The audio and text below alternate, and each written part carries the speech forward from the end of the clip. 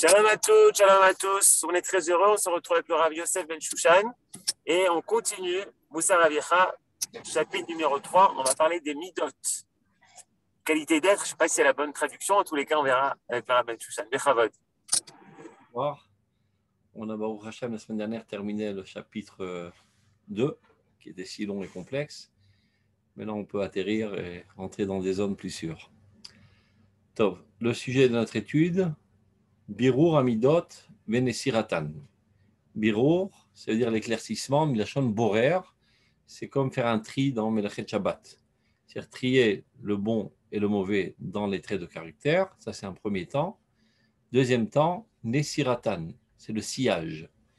Ça veut dire, après qu'on a fait le premier travail de tri entre les bonnes midot et les mauvaises midot, encore faut-il faire attention qu'aux bonnes midot ne viennent pas s'accoler des parasites qui sont ressemblantes aux bonnes midot, mais qui en fait sont des poisons.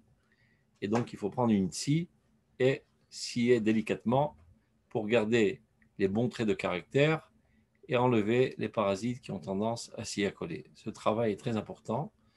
Il n'a pas été traité dans les autres livres de morale. C'est vraiment un chidouch du Rav Kook.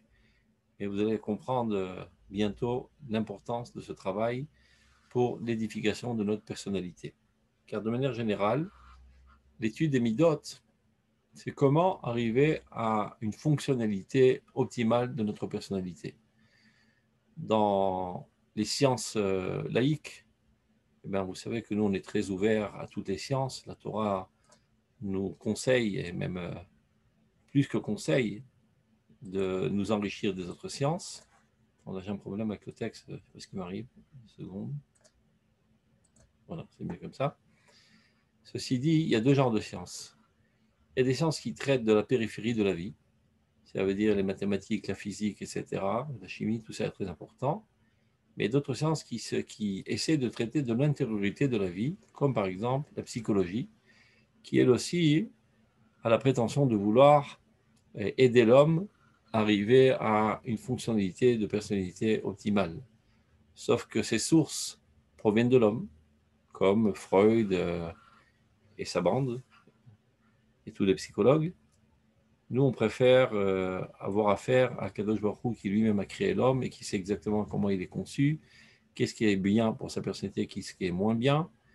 Et notre docteur en psychologie, c'est tout simplement Moshe Rabbeinu, qui nous a transmis ça du Sinaï à travers ses élèves, à travers toutes les générations jusqu'à aujourd'hui. Et à la lumière de cette Torah de l'âme, la psychologie, psycho c'est nefesh, et logie c'est l'étude de l'âme, donc l'étude de l'âme, à l'aide de ces outils, nous voulons parvenir à une fonctionnalité optimale de notre personnalité. Donc, rentrons dans le vif du sujet. Birur midot hanefesh yeshbo shnei inyanim. Quant à l'éclaircissement ou le tri des traits de caractère, mais il y a deux sujets essentiels. Aechad, etzem yidiato lafrin ben tov lera. D'abord, une bonne fois pour toutes, il faut savoir qu'est-ce qui est bien, qu'est-ce qui est mal, ce qui n'est pas évident. Il y a des gens qui pourraient croire que, par exemple, que être orgueilleux, c'est un bon outil de réussite dans la vie, parce que si tu es un petit peu faiblard, tu te feras piétiner, donc tu dois t'affirmer avec beaucoup de fierté et d'orgueil, et c'est comme ça que tu seras admiré et qu'on te prendra au sérieux. Donc il y a des gens qui sont partis sur cette fausse route et toute leur vie est ratée. Donc d'abord et avant tout, il faut comprendre qu'est-ce qui est bon, qu'est-ce qui est mauvais. Pas seulement bon qu'on dit, bon, les gens pensent que le livre de morale, c'est seulement un livre de religion, comment se rapprocher de Dieu, sans aucun doute. Et c'est l'objectif essentiel. Mais en passant, on gagne aussi un développement de la personnalité optimale qui nous amènera à une réussite dans tous les domaines de la vie. Donc, d'abord, avant tout, une bonne fois pour toutes, il faut faire le tri entre ce qui est bon et ce qui est mauvais dans les traits de caractère. Echal kan al mishmarotan, faire deux catégories. Les yashvan benefesh ou l'albishan. Et une fois qu'on a bien compris, ça c'est un premier temps. Deuxième temps, c'est de les installer dans notre âme et de s'y habiller de ces midot. Car le mot midot en hébreu, ça vient du mot madim. Madim qui veut dire les uniformes, les habits. De la même manière que lorsque tu fais du sport eh ben, si ton training il est trop étroit, tu ne pourras pas faire les mouvements adéquats. Et de la même manière, s'il est trop large, eh ben, tu vas te prendre les pas dans le pantalon, tu vas te casser la figure. Il faut qu'il soit à juste mesure de ton corps pour optimaliser tes mouvements sportifs. Eh ben, l'âme aussi a ses mouvements sportifs, ses actions qui renforcent sa vie, ce sont les mitzvot. Et les mitzvot, mais avant de commencer les mitzvot, il faut s'habiller d'un uniforme adéquat, qui sont les midot, les habillements de l'âme. Ça veut dire que si tu mets les tefilines, c'est bien, c'est un sport adéquat au bon développement de ton âme, mais il faut les mettre à juste mesure de ta personnalité. Ça veut dire que de manière constante, tu dois être quelqu'un équilibré dans tes traits de caractère.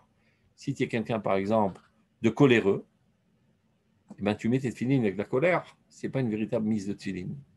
Ce n'est pas seulement pendant la mise de tefilines que tu es en colère constamment, contre tout. Contre tout ce qui t'enquiquine, tu te mets en colère. Donc, tu es quelqu'un de coléreux. Tu es quelqu'un qui, sa personnalité est habillée d'un habillement inadéquat à l'âme juive. Donc, tous ces comportements sont négatifs. Peu importe qu'à ce moment-là, tu es en train de faire quelque chose de positif, mais tu ne le feras pas à juste mesure car l'habit de ton âme n'est pas adéquat. Donc, avant de commencer à enseigner les mitzvot à un enfant, d'abord et avant tout, il faut enseigner les midot, c'est-à-dire le juste équilibre de la construction de sa personnalité. C'est toute la avodat à la midot. Donc, il dit le Rav, premier temps, d'abord faire un tri, et ceci de se faire de manière intellectuelle, évidemment. Très important de le dire, que l'étude du Moussar, ce n'est pas un enthousiasme, c'est une étude intellectuelle, rationnelle. Parce que s'enthousiasmer, c'est bien sympa, mais ce n'est pas ça qui va te faire comprendre exactement, au micron près, quel est le trait de caractère positif et quel est celui qui est négatif. Donc il faut le comprendre de manière froide et analytique. Donc ceci demande un approfondissement intellectuel. La morale, les livres comme le Misilat Yesharim, ce n'est pas un livre qu'on lit en chantonnant et en s'enthousiasmant 10 minutes avant la prière pour entrer en transe avant Tfilat Mincha. C'est une étude profonde qui nécessite un approfondissement intellectuel, pas moins que l'étude de Tosfot, si ce n'est plus. Donc les Ashvan, Banefesh et Bisham. Il faut savoir, après qu'on a compris, comment les intérioriser dans notre personnalité et s'y habiller. Et c'est ça le mot le plus important. C'est-à-dire la différence des mitzvot, où tu les fais de temps à autre. Ce n'est pas tous les jours où tu allumes la Chanukia, et pas toutes les heures de la journée. Ce n'est pas tous les jours où tu mets les tefilines à tout. Il y a des jours oui, des jours non. Shabbat, tu ne le mets pas, et pas toutes les heures, et ainsi de suite. Chaque mitzvot, elles sont ponctuelles selon le temps. Alors que la mida, ce n'est pas quelque chose de ponctuel. C'est quelque chose duquel tu es constamment habillé. Tu manges avec une midat à Gvura, et tu cours avec une midat à Gvura, et tu fais la guerre avec une midat à Gvura, et tu étudies la Torah avec une midat à Gvura. Tu es tout le temps en Gvura. Et tu n'as pas froid aux yeux, et tu n'es pas intimidé par les insolents qui essaient de dérouter ta route. Tu es quelqu'un de gibor constamment. Et tu es zahir, c'est-à-dire que tu es attentionné dans tout ce que tu fais. Pas seulement dans l'application des mitzvot, même dans ta conduite, dans ta voiture, dans tout ce que tu fais, tu es attentionné. Donc la mida, c'est quelque chose de continu dans ta personnalité, contrairement à la mitzvah, qui est quelque chose de ponctuel de temps à autre. Donc c'est ce qu'il dit là, Shiu Mukhanot Birshuto Bechol Et, à tout instant. Donc ça, c'est la première chose à voir. Deuxième chose à voir dans cette étude, Afradat Amidot Venesiratan. Là, il va savoir faire le tri des midot et surtout le sillage. Et là, il va développer. Biura Davar. Ce qui veut dire Ashkafa Shitrit à la midot atovot igamken atrala tova. Le fait même de commencer à avoir un premier abord à la compréhension des midot, bien que tu n'aies pas totalement approfondi et tu n'aies pas compris ça de tous ces aspects, c'est déjà quelque chose de pas trop mal. Au moins, tu appartiens à la mida. Quelqu'un qui comprend que dans la vie, il vaut mieux être modeste qu'être orgueilleux, il se trouve à des années-lumière bien plus haut que celui qui pense qu'il faut être orgueilleux. Bien qu'il n'a pas compris exactement c'est quoi la modestie, il ne sait pas écarter les parasites de la modestie, ça c'est un deuxième travail. Mais déjà, un premier abord, une première compréhension, même qu'elle soit superficielle, c'est déjà quelque chose de très positif. Amevia, les shlemut, bemshichat, yofian, vadaran, et qui, sans aucun doute, t'amèneront à une perfection et t'amèneront à une beauté, à une splendeur de personnalité. Aval, et là commence le point essentiel qu'il veut développer. Yesh midot shed metzraniot metiv'an. Il y a des midot qui font frontière par leur nature. Metzer, en hébreu, ça veut dire une frontière. Mitzraim, Metzarim. Il y a des midot auxquels viennent s'accoler, se mettre en frontière d'autres midot. Des midot positives auxquelles s'accolent des midot négatives. Comme par exemple, la modestie est une mida positive, mais la fainéantise est une mida négative. Parfois, elles se ressemblent. On dit à quelqu'un, vous êtes prêt à prendre ce poste? Mais qui suis-je? Je suis en moins que rien. Je ne suis pas à la hauteur de le faire. Vérifions bien.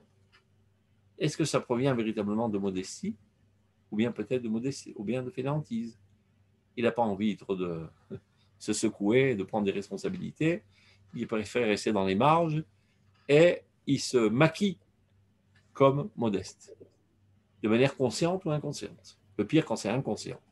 Au moins, si c'est conscient, il est capable, il est conscient du fait qu'il est menteur. Il a des chances de s'en sortir.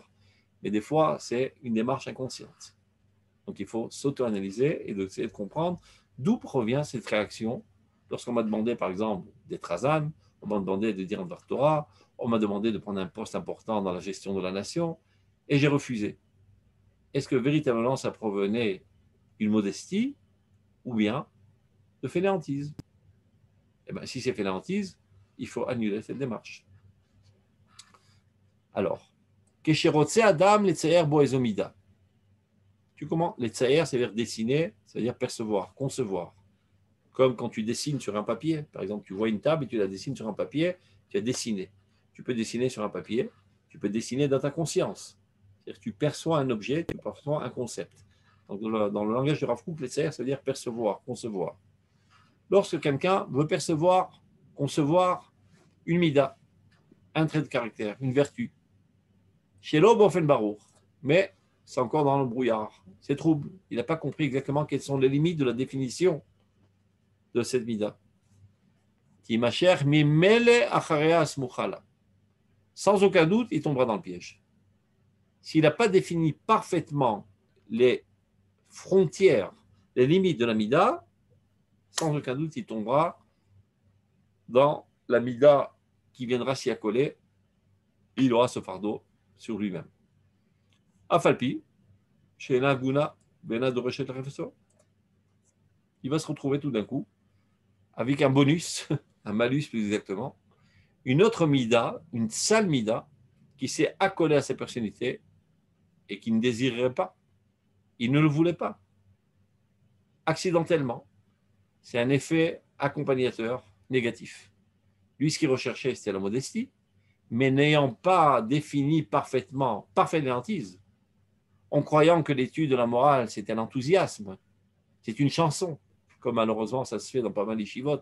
Il dit ça en yiddish, mais davnin, on se prie le Mesilat Yesharim. Eh bien, nous, on ne prie pas le Mesilat Yesharim, on a un minimum de respect envers le Rampral, qui était une des lumières de toutes les générations, que les mots sont posés, et le Gaon Mevina disait, si je pouvais, j'aurais marché des centaines de kilomètres pour aller baiser les pieds du Rampral, après qu'il a reçu ce livre, le Mesilat Yesharim. Bien que le Rampral, en toute modestie, il dit, dans mon livre, il n'y a aucun chidouche. Le Gaon Mevina dit, il n'y a pas un mot qui n'est pas un chidouche dans ce livre. C'est une science très, très profonde. Et par modestie, il dit, il n'y a pas de chidouche. Donc, un minimum de respect envers le Rampral, de s'approfondir et de se friper un petit peu le front pour essayer de comprendre ce qu'il dit. Et alors, on a des chances de définir parfaitement chaque mida et pas d'avoir une ambiance globale de la mida. Et donc, sans aucun doute, tomber dans le piège que toutes sortes de parasites, de mauvais traits de caractère viennent s'accoler à ta personnalité, sans que tu le veuilles. Donc, Tsarich Adam, le Amik, la date, le Afrid, Bekoach, Chochma, Vabina. Vous voyez bien l'accent? il faut s'approfondir avec la chorma et la bina. La bina, c'est exactement ça. La bine d'avar, méthode d'avar, c'est déduire et induire et exclure et isoler. Cette faculté intellectuelle est nécessaire pour comprendre parfaitement quels sont les traits de caractère positifs. שעולות למעלה מטבען של המידות ומכניסות את המידות בחדריהן. De toutes sortes de chambres. Quelqu'un qui a son micro ouvert, s'il pouvait le fermer, ça serait pas mal. Ça dérange. N'ouvrez le micro que si vous voulez poser des questions et je vous incite à poser des questions. Je n'aime pas faire de monologue. יוהן, אתה יכול לסגור מיקרופונים? לא, בואו נדע, רוצים את זה. טוב. On continue. שאלות למעלה מטבען של המידות ומכניסות את המידות בחדריהן. Donc il faut savoir placer chaque mida dans la chambre adéquate. ומציירות אותן כראוי, et les définir de manière convenable. ומפרידות הראוי להפריד, savoir faire le tri, ça appartient au bien, ça appartient au mal, ça c'est au moyen, faire une hiérarchie. שאלות למעלה מטבען, on continue. כל מידה ממידה שהיא מצרנית בטבעה, לקחת כל מידה בפני עצמה, שלא תעלה ערבונה. Donc, savoir prélever la bonne mida sans qu'elle se mêle à une autre qui veut bien se marier et se joindre à elle. Les Zouken Anesira chez Zachar Arizal. On en parle dans la Torah du Arizal. Chochmat Anesira. La sagesse du sillage. Il y a toutes sortes de sillages qu'on doit faire dans notre vie, aussi bien au niveau de midot qu'au niveau des conceptions. À travers l'histoire, il y a pas mal de sillages qui ont été faits. Par exemple, dans l'histoire, les gens pensaient auparavant que le globe terrestre était au centre de l'univers. Et ça les flattait énormément, parce qu'ils se disaient, si le globe terrestre est au centre de l'univers, ça prouve que l'humanité est au centre de l'intérêt d'Akadosh Baruch Hu et le peuple d'Israël aussi. Et donc notre comportement est très important, parce que nous sommes le centre de l'univers. Voilà qu'un jour, un sacré scientifique a dévoilé au monde que c'est une erreur, que c'est le Soleil qui est au centre de la galaxie et que le globe terrestre ne fait que tourner autour de lui. Et à vrai dire, même le Soleil n'est pas au centre de l'univers. C'est quelque chose de totalement marginal. Il y a encore des milliards et des milliards de galaxies. Et toi, tu n'es même pas comme un grain de sable, le globe terrestre. Alors toi, qui es un être humain dans ce grain de sable, tu es vraiment totalement méprisable. Alors évidemment, de suite, l'Église a voulu mettre à mort ce scientifique et a tranché la halakha que le globe terrestre est le centre de l'univers. Et depuis, je ne sais pas si vous avez remarqué, le Soleil tourne autour du globe terrestre parce que Komer Gozer Vateva Mekayem. C'est comme ça, parce que le pape, il a toujours raison, sachez-le. Donc évidemment, ce sont des idioties. D'où ça provenait cet entêtement de ne pas vouloir recevoir la vérité absolue scientifique? C'est parce que la pensée infantile a tendance à faire des associations qui ne sont pas tellement associatives.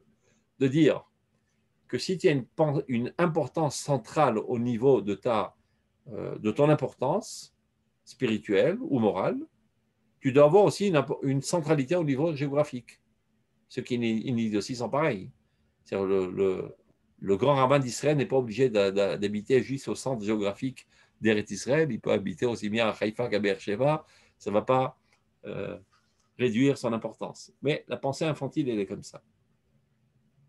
Un enfant, il aime bien se mettre au centre. Il y a des gens qui ont 70 ans, qui sont encore des enfants, ils veulent toujours être au centre, même du point de vue vision. Mais les gens adultes comprennent que le monde abstrait n'a aucun rapport avec le monde concret, donc on peut être le centre d'intérêt moral et spirituel sans être au centre géographique. Et donc, il lui fallut scier à un certain moment cette fausse compréhension au niveau scientifique et de comprendre qu'il n'y a pas de rapport l'un avec l'autre. Et bien de même au niveau des midot. Nesira. Il faut savoir scier. On continue. Il y a la metzarim, chez ben la midot, betishtus guvleen ou mekamasibot. Il va expliquer le besoin de scier. C'est-à-dire pourquoi Bichlal, il y a des midot qui font frontière, une bien avec une mauvaise, qui sont ressemblantes, parfois presque identiques, et la nécessité de scier entre les deux. פעמים, המידה סמוכה לחברתה מצד שציוריהן השטחיים שווים הם. Parfois, une mida est proche de sa compagne, c'est parce que ta perception de la mida est très superficielle. Tu ne t'es pas tellement approfondi, tu as un petit peu d'embrouillard, tout s'estompe, tu n'as pas exactement compris. Donc, par mégarde, tu prends une bonne mida avec une sale mida et tu ne vois pas tellement la différence, tu as l'impression qu'ils appartiennent à la même catégorie.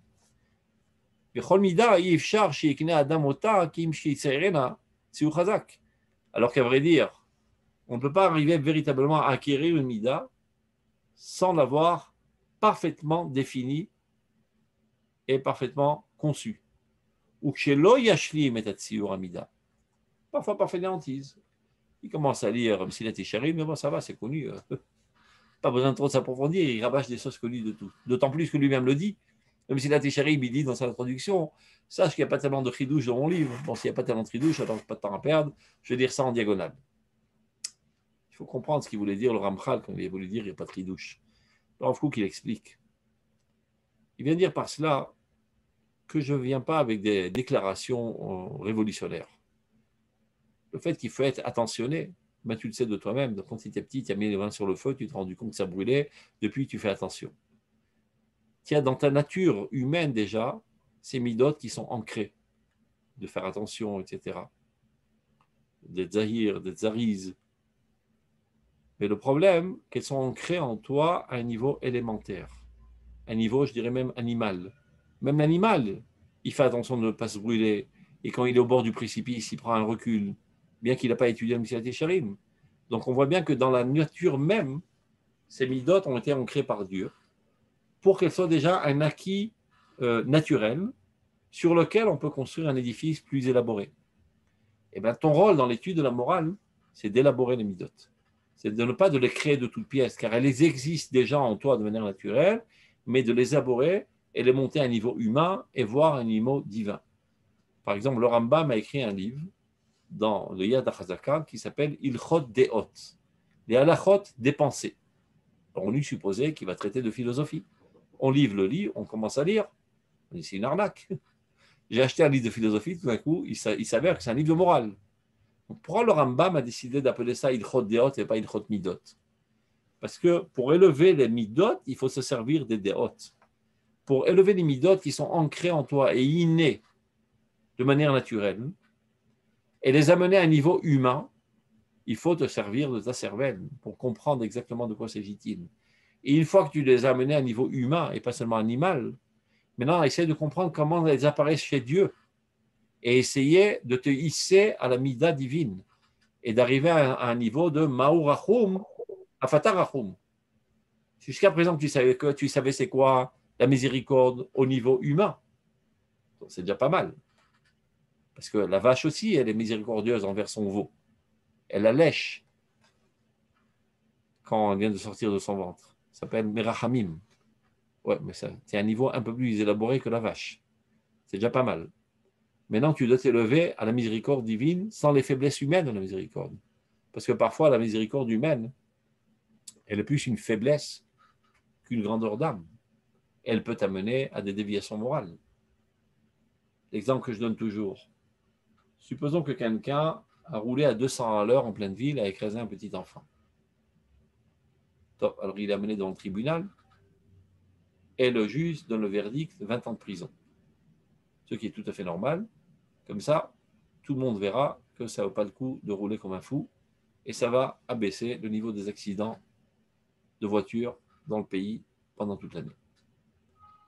Mais voilà que le lendemain, sa femme débarque au tribunal avec 12 gosses. Elle n'arrête pas de pleurer devant le juge. Il lui dit, mais monsieur le juge, que va-t-il advenir de moi? Bon, c'est vrai que mon mari, peut-être il mérite, il va aller en tôle. Mais moi, qui va s'occuper de moi, de mes enfants? Alors il commence déjà à trembler. Il est miséricordieux. Après, il arrive chez sa femme et sa femme qui l'engueule davantage. Tu n'as pas honte, tu vas détruire cette famille. Et il craque. Et le lendemain, il allume le verdict. Dit-on, je vous libère, monsieur. Est-ce une grandeur d'âme ou une faiblesse de caractère? Évidemment, une faiblesse de caractère. Et ce n'est pas de la miséricorde. C'est de la touma, c'est de l'impureté de personnalité. Parce que si tu l'envoies en tôle pendant 20 ans, tu vas éviter 500 morts sur la route. Et si tu ne l'envoies pas, de tes propres mains, tu vas être complice à la mort de 500 personnes. Tu es un faiblard qui te maquille de pseudo. Donc, miséricorde, c'est bien, mais encore faut-il s'élever à la miséricorde divine, qui car gazra chormato idbarach. Alors, on a comme l'impression que c'est une miséricorde, mais ce n'est pas une miséricorde telle qu'on l'entend nous en tant qu'humains. La situation oblige de se comporter de cette manière pour l'avancement du bien, mais pas par affaiblissement sentimental, par analyse intellectuelle, rationnelle, que c'est la réaction la plus adéquate à la situation. À ce niveau-là de miséricorde, tu dois arriver. Et pour ce faire, tu dois étudier Midot. Midot, Deot, il dit le Rambam. Da et Hashem Elohei Avicha. Connais ton Dieu. Dvekud Bashem, qu'on traduit par la communion de Dieu, avec Dieu, la proximité de Dieu, ça se dit Darat Hashem, la connaissance de Dieu. Plus tu connais Dieu, plus tu apprends à connaître les dévoilements de Dieu tels que lui a voulu qu'on le connaisse, tu acquiers ses traits de caractère et tu deviens de plus en plus divin. C'est ça la Dvekud Bashem. C'est ça toute la Vodata à Moussar, ou le Dofkabo. Nous sommes obligés de nous accoler à Dieu. Disrazal, comment est-il possible de s'accoler à Dieu? C'est un feu ardent. Alors, Eshochlaou, et là, Idabek Memidotav. Accole-toi à ses vertus, à ses dévoilements. Parce que lui, on ne le connaît pas.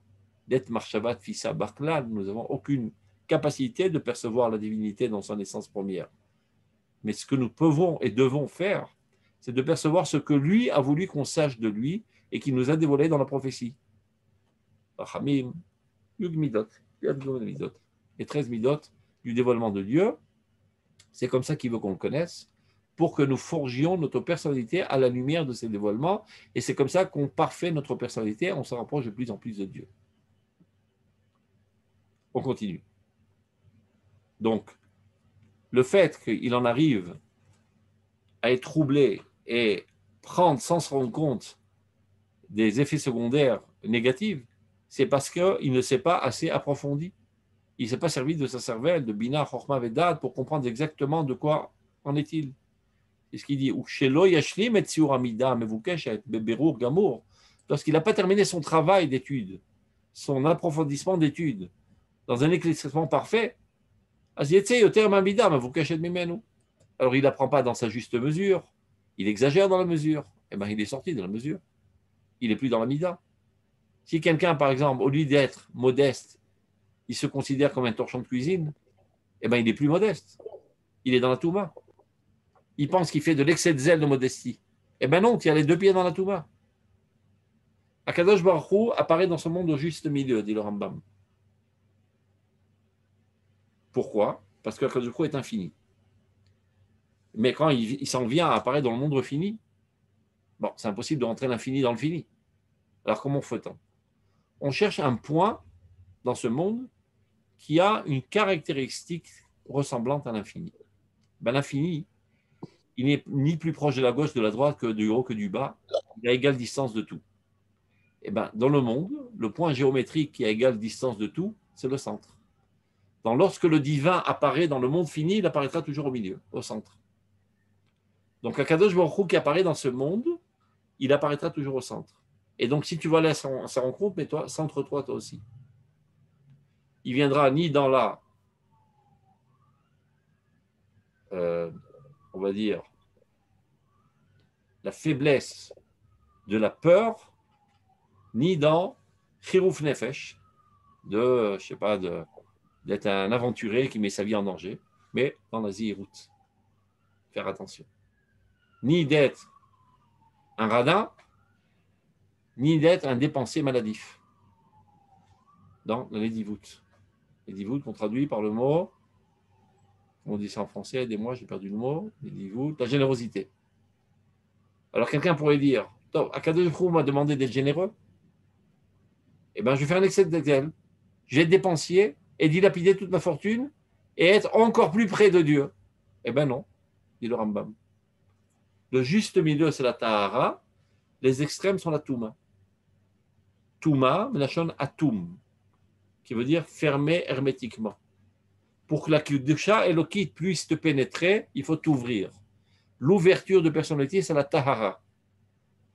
Quand tu vas dans les extrêmes, à tatamé, tu es impur, tu es obstrué.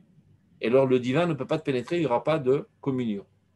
Car, on le sait, nous ne cherchons pas à nous élever vers les cieux. Nous restons bien sur terre, les pieds bien sur terre, et nous sommes des gens normaux. Vékud Bachem, c'est de permettre au divin de venir de haut en bas et de nous pénétrer. D'ailleurs, toute connexion avec Dieu ne se fait jamais de bas en haut, elle est toujours vouée à l'Arvodazara. Elle est toujours de haut en bas. Un beau jour, Akadosh Baruch Hu a décidé de venir vers toi. C'est-à-dire que tes parents se sont unis et il y a une ovule qui a été fécondée par ton papa et la vie divine l'a pénétrée. Donc le divin vient vers toi.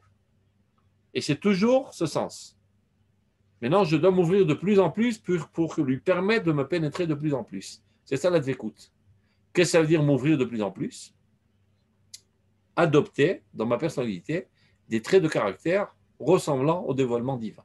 Alors supposons que Dieu apparaît dans ce monde dans la nédivout, dans la générosité. Si moi je suis nadive, alors il peut me pénétrer. Mais si je suis kamtsan, ça veut dire je suis radin, eh ben, c'est obstrué. Et de même, si je suis dépensier, c'est obstrué. Les deux extrêmes sont la touma.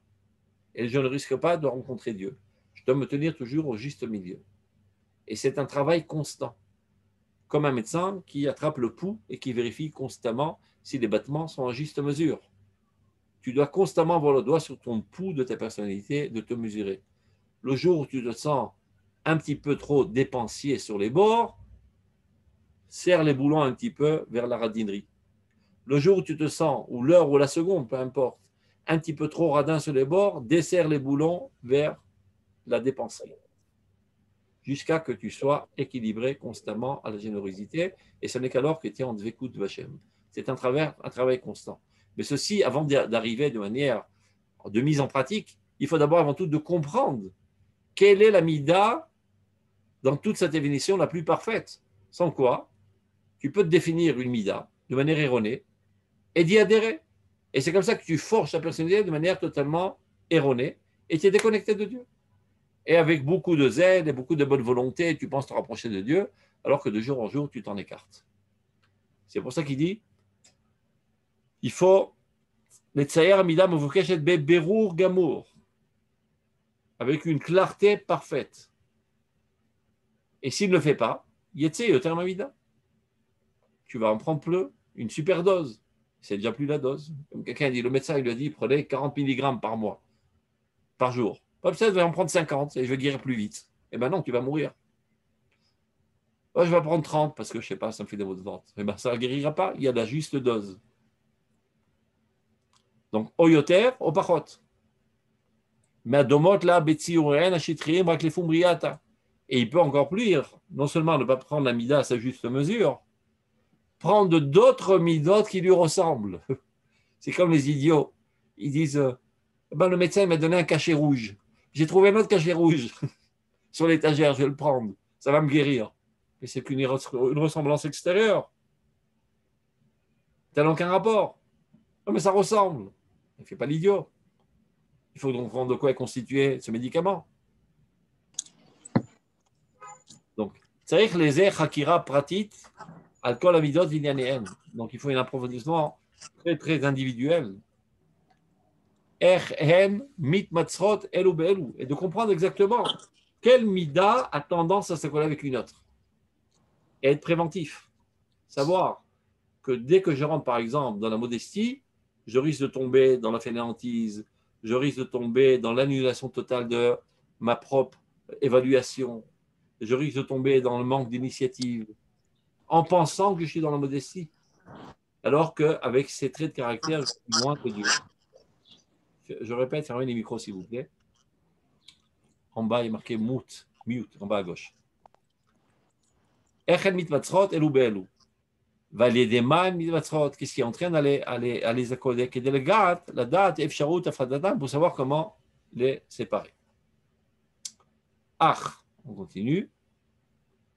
Est-ce que tout est compris jusqu'à présent? Il n'y a pas de questions? Ça me paraît invraisemblable. C'est assez nouveau comme pensée, mais si tout est clair, vous êtes des génies, tant mieux.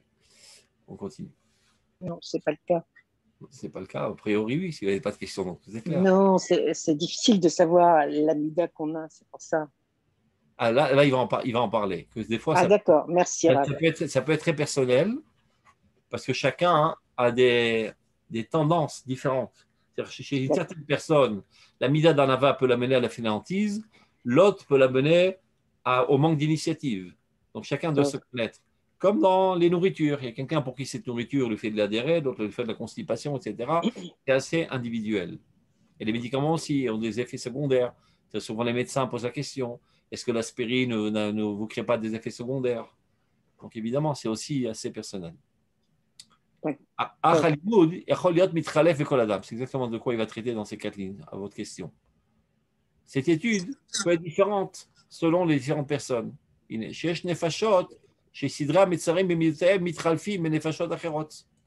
certaines personnes chez qui les midot qui s'accolent sont différentes d'autres personnes. Et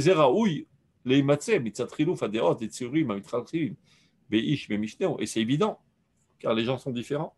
Comme dit Chazal, on a toujours tendance à penser que nous sommes tous pareils. Mais vous voyez bien que même au niveau de la figure, on ne se ressemble pas. Donc comment peut-on imaginer qu'au niveau des conceptions, au niveau des attirances, au niveau des aspirations, au niveau des idéologies, nous soyons égaux? Nous sommes tous différents les uns des autres. Vous voyez bien, vous êtes les deux ensemble exactement au même événement. L'un est en extase de l'événement et l'autre sent un ennui très profond. Mais pourtant, vous êtes exactement au même événement. Et peu importe. On n'a pas la même personnalité, donc il y a une chimie différente qui se fait entre ma personnalité et cet événement et sa personnalité et cet événement.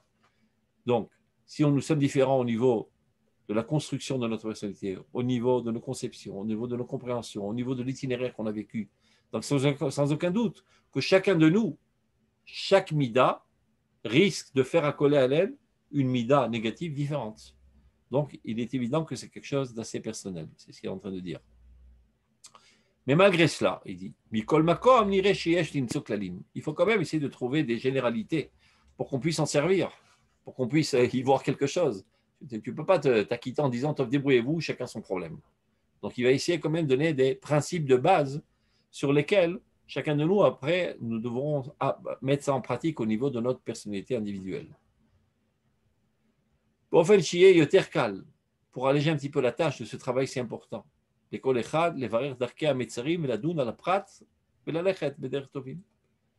veut dire, pour que chacun, on va donner quelques exemples, pour que chacun essaie de comprendre comment ça apparaît chez lui.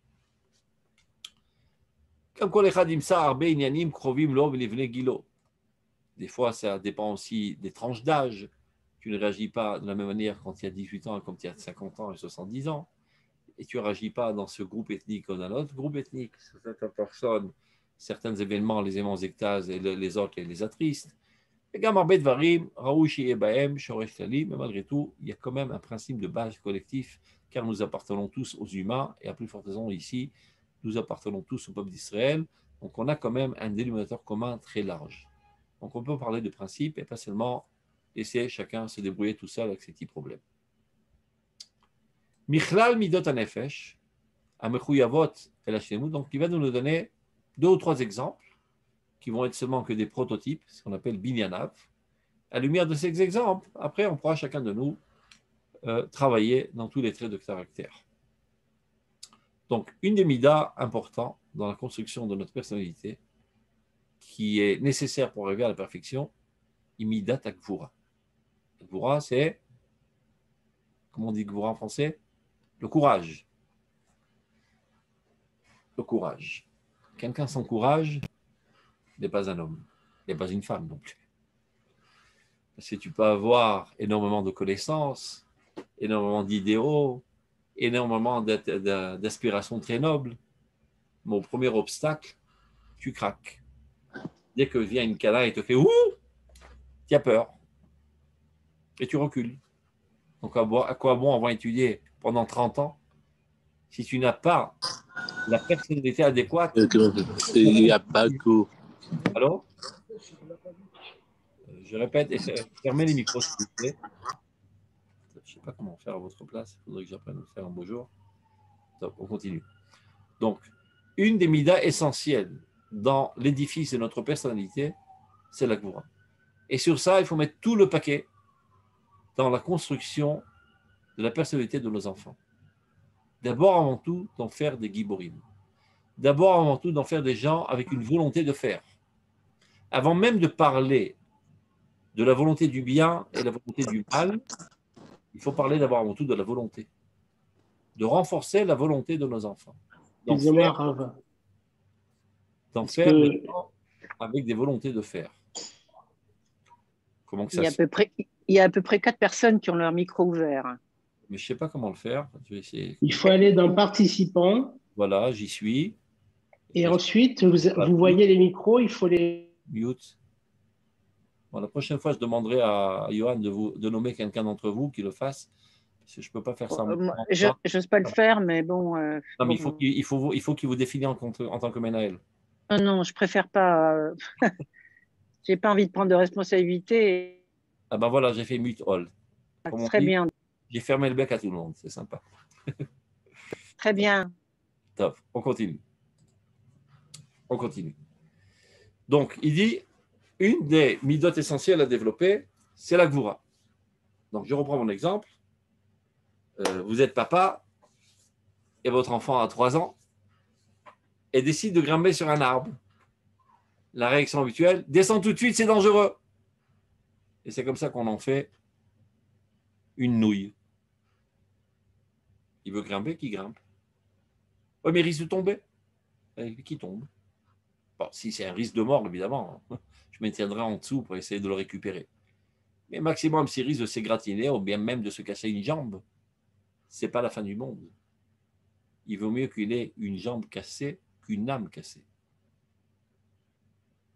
Et donc, au contraire, l'encourager à grimper davantage.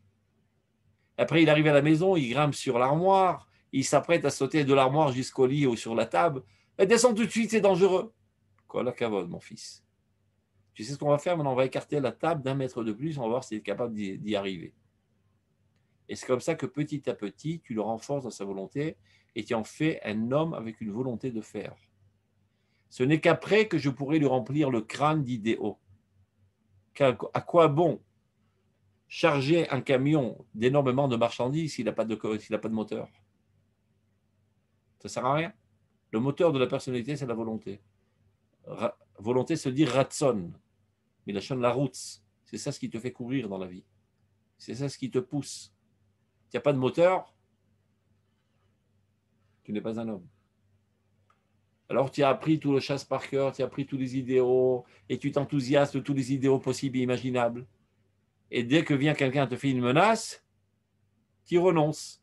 Parce que tu as peur, tu vas te faire salir dans les journaux, il va te faire perdre ton poste, il va te faire du shaming sur Internet, etc. Et tu renonces. Et comment que la vérité alors va apparaître dans ce monde? Si tous les idéalistes sont des nouilles, sont des faiblards, eh bien sache que dans ce monde, il y a pas mal de crapules qui ne sont pas intéressés à ce que les idéaux se concrétisent parce que c'est eux qui gèrent le monde sur la crapulerie et les idéaux vont contrecarrer leurs objectifs. Donc il y aura toujours sur tes chemins des salauds et des crapules et des méchants qui feront de tout pour empêcher d'établir le bien dans le monde. Donc à quoi bon avoir étudié pendant 50 ans la Torah si tu es une nouille? Donc d'abord, avant tout, la Gvura. De ne pas avoir peur aux yeux, de ne pas être intimidé par qui que ce soit et quoi que ce soit. Et c'est un lave de Oraita. L'otaguru mi peneish. N'ayez crainte d'aucune personne. Il ne faut craindre que Dieu. Et derrière, il faut compter sur personne. Arura gever sheriftach ba'adam. Maudit l'homme qui compte sur l'homme. Baruch hagever sheriftach b'Hashem. Bénis l'homme qui compte sur Dieu. L'homme, il est sympa, mais sa récolte, c'est un steak de 80 kilos qui bientôt rentrera dans un trou, sera dévoré par les vers. Avec toute la frime et tout l'argent et tout le prestige qu'il a, et bien lui aussi disparaîtra. Et si tu es tellement à la recherche de compliments et de flatteries, qui est en lui-même une sottise sans pareil, mais supposons que tu es constitué de la sorte. Mais par qui tu es flatté? Par une ombre passagère? Si déjà tu cherches des flatteries et d'être apprécié, eh bien, sois apprécié par une valeur sûre, par un Kadosh Baruch Hu, qui lui est là pour l'éternité. Donc, Eve Ahuv Lamakom, qui doit t'intéresser dans la vie d'être aimé par Dieu, pas aimé par les hommes. Tu ne dois pas d'Afka chercher à être antipathique aux hommes, mais ce n'est pas ça qui doit guider ton itinéraire dans la vie. Ce qui m'intéresse, c'est d'établir le bien divin et d'être aimé de Dieu. Pas pour être aimé de Dieu, parce que je sais que je suis dans le bon chemin, et c'est ça la vérité. Le reste, je n'en ai que faire. L'otaguru mipeneish. Bon, c'est vite dit, mais il faut le construire, ce trait de caractère. La Gvura. Il y a énormément de rabbins dans ce monde, mais de rabbins Giborim, on peut les compter sur une main. Il y a un espède du Rav Kook sur l'Av Moliver, dans le livre qui s'appelle Mamaré Ariya. Le titre de Isped, Agadol Vagibor, le grand et le courageux. Il lui fallait le dire parce que tout le monde n'est pas Gibor, malheureusement. Le Rav Goren était un Gibor. Il avait peur de personne. Il disait les 4 vérités en face. Et les gens le respectaient par sa Gvura. Même ses rivales les plus durs. Vous savez, on n'a pas intérêt à qui s'y approche, s'y pique. Quand il était le grand rabbin de l'armée d'Israël, à l'époque, l'armée était en très mauvaise situation de besoin du respect de la halakha. À tel point que dans Chel Tzalchanim, l'armée des parachutistes, la nourriture était taref. C'était pas cachère. Étant lui le grand rabbin, il vient discuter avec le général des armées de l'armée des parachutistes. Il dit, pourquoi tu ne fais pas cachère? Il dit, de toute façon, je n'ai pas un seul soldat religieux, alors que ça peut te faire. Et si tu avais un soldat religieux, tu ferais cachère? Oui. Donc, tu m'inscris tout de suite aux courses. Demain, je rentre aux courses de Tzalchanim. Je vais faire le cours des parachutistes. Et il a fait comme tout le monde. Et c'est comme ça qu'il a changé la situation. Et après, énormément aussi de combats à travers toute sa vie, sans aucune peur, aucune intimidation. C'est comme ça qu'il faut être. Midat Gvura. Chez Gvura Tanefesh. Bon, il y a une Gvura au niveau du corps, d'être musclé, ne peut pas avoir peur, etc., de casser la figure aux gens qui t'enquiquinent. C'est aussi important, mais encore plus, Gvura Tanefesh, la force de personnalité, de ne pas fléchir devant les menaces, devant tes faiblesses. Ça, c'est encore plus dur. Tov, Gibor, Melachor, Meloched, celui qui est Gibor contre ses faiblesses est bien plus fort que celui qui est capable même de conquérir une ville entière. Parce que la ville entière, c'est extérieur, c'est l'ennemi extérieur. Là, tu as un ennemi intérieur qui te dit fais ceci, fais cela, c'est pour ton bien, mais en fait, il te cherche à te détruire et il te charme. Ce que j'ai décidé de le faire, je le fais, quoi qu'il arrive. Mais qu'aujourd'hui, je suis fatigué, et il fait froid dehors, je reporterai ça une autre fois. Non, j'ai décidé de le faire, je le fais, quoi qu'il arrive. Tout ce dont je suis convaincu que c'est la vérité absolue, je le fais, quoi qu'il arrive. Mais il est tard, je dois aller dormir, peu importe. J'ai pris sur moi cette obligation, je la fais, quoi qu'il arrive. Quand tu es constitué de la sorte, tu n'as peur de rien, tu es inébranlable, personne ne peut te faire froid aux yeux, puisque toi-même, tu ne fais même pas froid aux yeux. Tes faiblesses, c'est toi qui les gères, et non pas tes faiblesses qui gèrent ta personnalité. Oui, mais j'ai très envie. Ce n'est pas grave, madame, envie. Restez de côté, c'est moi qui gère la personnalité. Oui, mais maintenant, je suis attristé. Tu seras triste plus tard. Je n'ai pas le temps d'être triste maintenant. Il y a des choses plus importantes à faire. Je gère ma personnalité selon mon sechel, et même pas par mes faiblesses émotionnelles. Qu'il soit bien clair, aucune chance d'être quelqu'un de parfait dans la connaissance de Dieu tant qu'il n'y a pas la Gvura. Tu peux t'orner de toutes sortes de traits de caractère positifs, tu n'as pas de Gvura, tu es loin de Dieu. Parce que tout ne mène à rien. Chaque fois, tu prends de nouvelles résolutions et des décisions très positives, mais au moment venu à l'examen, tu trébuches. Tu n'as pas la force de caractère de te contrôler, de surmonter le problème. et chaque entrave, tu pleurniches. Et tu es un râleur. Et tu reportes la responsabilité sur les autres. Ce n'est pas de ma faute. C'est parce que mes parents m'ont éduqué de la sorte. Ce n'est pas moi le coupable. J'ai grandi, j'ai évolué dans cette civilisation. Je n'y peux rien. Non, non. Tu es le seul responsable de ta personnalité et tu dois prendre ton sort en main. Il se peut très bien que tu aies été éduqué par des parents idiots qui t'ont opprimé, qui t'ont fait du mal. Tout ça, c'est vrai et tu as des séquelles, on n'y peut rien. Mais aujourd'hui, tu es majeur et vacciné et tu es capable de t'auto-analyser et de comprendre de quoi ça provient et d'éliminer ces éléments de ta personnalité. Fais-le. Arrête de te déculpabiliser et de déresponsabiliser et de continuer d'être une nouille. Prends-toi en main.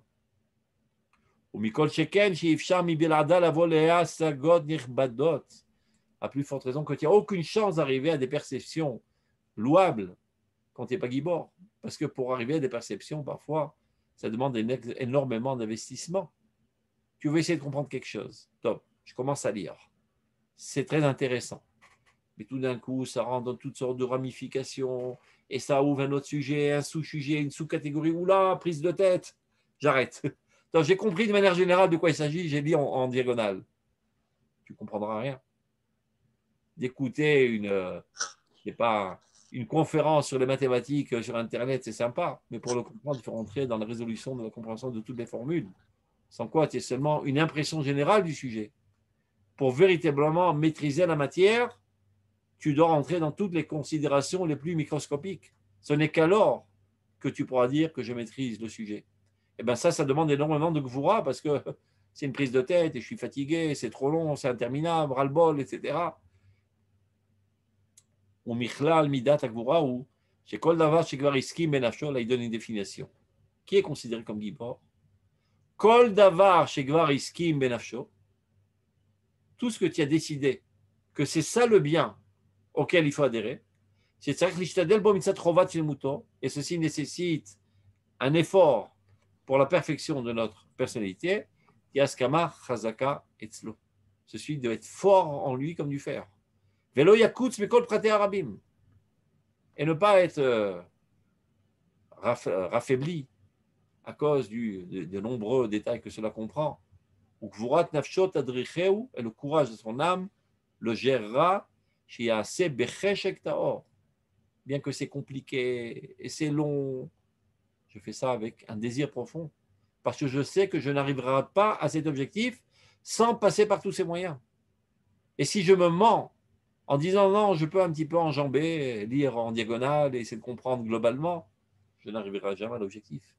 Je serai un menteur, je me mentirai à moi-même.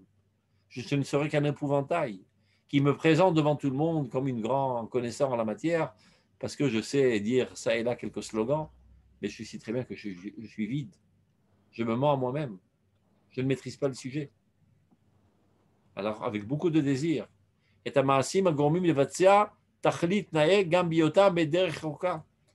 je m'applique sur tous les moyens. Et j'essaye jamais de, en route, un petit peu diluer le problème. Je sais très bien que si tous les facteurs ne sont pas là, tu n'arriveras pas à la solution. Les gens, ils disent des fois, je ne sais pas pourquoi, des fois le gâteau il réussit, des fois il ne réussit pas. C'est une histoire de mazal. Aucun mazal. C'est de la science parfaite. Donne à un robot, il te sortira toujours le même gâteau, du même goût, dans la même perfection. Parce qu'il mettra exactement la même dose, exactement le nombre de secondes au four, à la température adéquate. Quand tu y mets tous les facteurs, sans aucun doute, tu auras le résultat.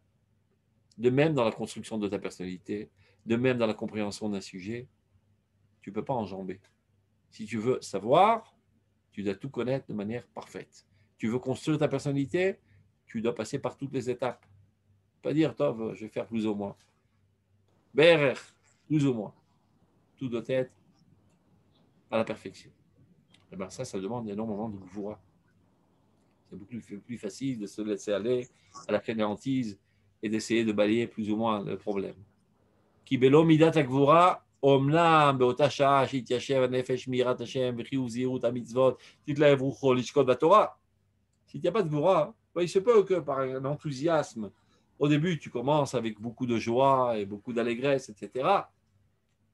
La date de vouloir connaître Dieu, et savoir exactement comment réaliser le bien dans la vie, c'est-à-dire, j'ai décidé d'aller à l'Yeshiva pour mieux connaître Dieu. Très bien. Donc, je rentre à l'Yeshiva avec beaucoup d'enthousiasme. Je ne suis pas Gibor. Après un jour, je craque. Après 1 heure, je craque. Parce que c'est dur. La Gemara, c'est dur. Étudier les mathématiques, c'est dur. Toute étude est dure. Et demande de se tenir. Je vais être médecin. Ah, c'est beau d'être médecin, d'aider les gens qui souffrent. Et en plus, je vais avoir du prestige, le directeur de l'hôpital, etc. Oh, mais c'est 10 ans de galère. Tous tes copains font la vie et toi, tu es enfermé dans ta chambre et ta tête plongée dans les livres. Ben, ras-le-bol. Il y en a qui craquent en route. Les giborim, Ouais. tout l'itinéraire jusqu'à l'objectif. Et il n'y a que eux qui réussissent dans la vie. Que les giborim réussissent dans tous les domaines. Ceux qui ne sont pas gibor craquent en route. Il y a toute une pyramide, une sélection de pyramides. Il y a 50 000 qui rentrent, finalement, il y en a un qui réussit. Le gibor à giborim, qui arrive jusqu'à la cime de l'Himalaya. Les autres alpinistes sont craqués en route. Donc, l'amida essentielle, la formule de réussite dans la vie, c'est la gvura. Gvura veut dire que j'ai décidé de le faire, je le fais. Rien ne m'arrêtera. Je suis un bulldozer. Je ne prends rien en considération, d'our, jusqu'à l'objectif. La date Kvod Yotzro, Veofen Asiatato, on l'a dit, Aval Kacher, Imshech Borom, Akapil Polim, ou Echava Kodesh, j'ai dit Pashtout Ayistafu, donc il est venu avec plein d'enthousiasme, il est en pleine émotion de connaître Dieu, d'étudier la Torah, mais dès que ça commence à rentrer dans tous les plus petits détails, l'enthousiasme a déjà disparu. Je ne sais pas, mais parce que c'est une première perception, un premier pas vers le bien. Il faut que cette Gvura domine ton âme, gère ton âme. Ce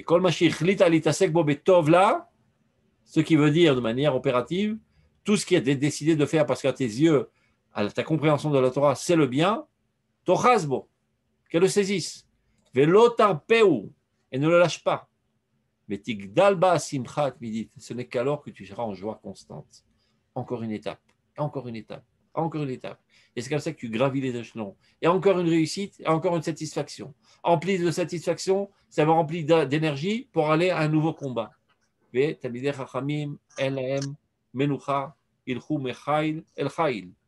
combat en combat, et c'est comme ça qu'on construit le monde. Toutes les grandes déclarations émotionnelles, tout ça, c'est du bidon. Il y a marqué, et on va terminer par ça, parce que c'est déjà l'heure. Un rabbin demande à ses élèves, quel est le pasuk le plus important de la Torah? Il dit, Anochi Hashem Elokecha, je suis l'Éternel ton Dieu, disqualifié. L'autre il dit, Shema Israël Hashem Elokeinu Hashem Echad, écoute Israël, et toutes sortes de déclarations très émotionnelles. Et toutes sortes de propositions, il les exclut tous. Le dernier élève vient, il dit, Kevesechad Baboker, Kevesechad Ben Arbaim. Un mouton le matin, un mouton le soir. C'est bien pour manger des steaks sur le feu, on ne voit pas tellement le rapport. L'assiduité. C'est comme ça qu'on conquérit le monde. L'assiduité.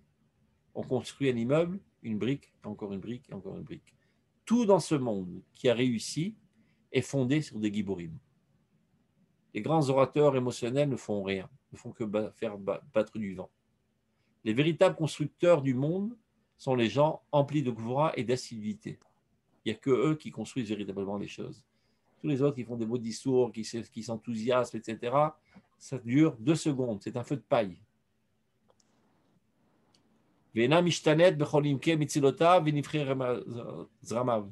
Cet enthousiasme n'est jamais capable de gérer la personnalité, de l'amener à son objectif souhaitable. Donc, on va s'arrêter là. On a déjà parlé d'une des midotes de la Gvura. Maintenant, la fois prochaine, il va expliquer qu'est-ce que la Gvura peut amener avec elle comme négativité. Il va donner aussi l'exemple de la Hanava, l'exemple de la Gahava. Et après, ces 3 exemples qui sont des exemples type, on pourra élargir et comprendre après comment bâtir notre personnalité en faisant très attention à écarter les fausses midotes et donc le devoir de les scier. Donc, Ah, Rav, je peux vous poser une question, s'il vous plaît? plaisir, oui. Et j'ai oublié de marquer. Rappelez-moi la source là, de la phrase maudit soit l'homme qui compte sur l'homme et béni. Oui, Adam. quelle est la source, hein? D'où ça vient? Aujourd'hui, il y a un grand rabbin qui connaît tout, il s'appelle le Rav Google. Ah, d'accord, ok. Tov, Toda Rabba. Il est mieux que tous les rabbins du monde. Vous marquez Aaron Gever, ça va monter tout de suite, Ouais. après la suite, instantanément. D'accord. Tov, Toda Rabba. Shabbat Portez tout bien. Shalom, Rav. Shalom. Shabbat Shalom. On me verra. Toda Rabba, Rabbi Shushan. Shalom. Tu peux mettre fin, tu peux écrire sur fin.